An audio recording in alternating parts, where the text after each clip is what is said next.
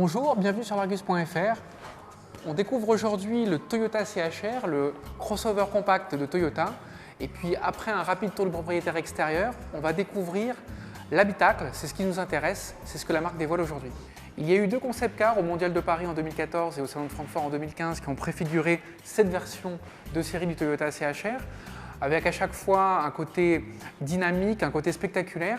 Et puis ce qui est bien, c'est que la promesse a été tenue parce que sur cette version de série, tous les éléments forts ont été préservés. On voit par exemple cette découpe de phare qui va s'enrouler autour du passage de roue, la calandre sur deux niveaux, ce museau très dynamique. C'est très bien de garder ça en série parce que d'habitude Toyota nous avait plutôt habitués à des réalisations plutôt fades, plutôt passe-partout, et c'est très bien que le dynamisme de la marque en termes de design soit présent.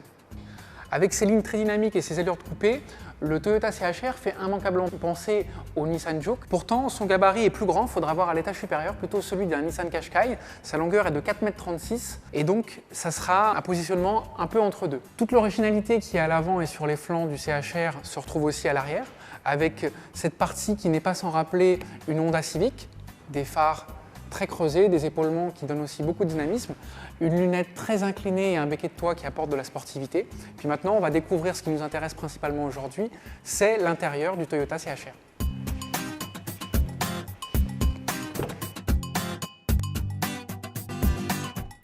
À bord du Toyota CHR, l'originalité est également de mise, c'est parfaitement raccord avec l'extérieur.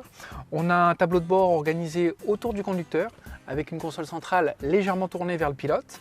En point d'orgue, cet écran tactile de 8 pouces qui est détaché du reste de la planche de bord, c'est ce que l'on trouve dans les réalisations premium, ça va faire école maintenant. On a ici une interface dédiée à la climatisation, c'est un vrai plus pour la sécurité parce qu'on n'a pas besoin d'aller trifouiller dans les menus de l'écran tactile qui est au-dessus. Le Toyota CHR se veut futuriste, c'est dommage que devant le conducteur on trouve deux compteurs à aiguilles analogiques, ça fait un côté un peu désuet aujourd'hui.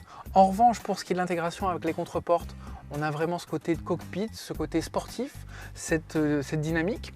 Et puis au niveau de la qualité perçue, on sent que Toyota a poussé le curseur un cran au-dessus avec une finition ici qui imite le cuir et puis différentes strates. Donc c'est soigné, c'est un esprit quasi premium et c'est plutôt une bonne chose. D'après Toyota, cet univers et ces tableaux de bord du CHR sera repris sur les futures réalisations.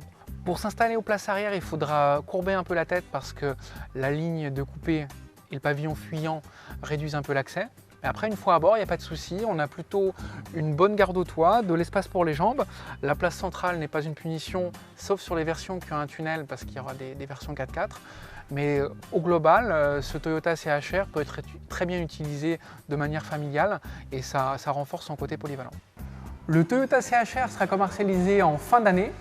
Il y aura deux motorisations, de l'hybride qui représentera 90% des ventes selon Toyota et une version essence 1,2 litre turbo. A bientôt sur l'Argus.fr.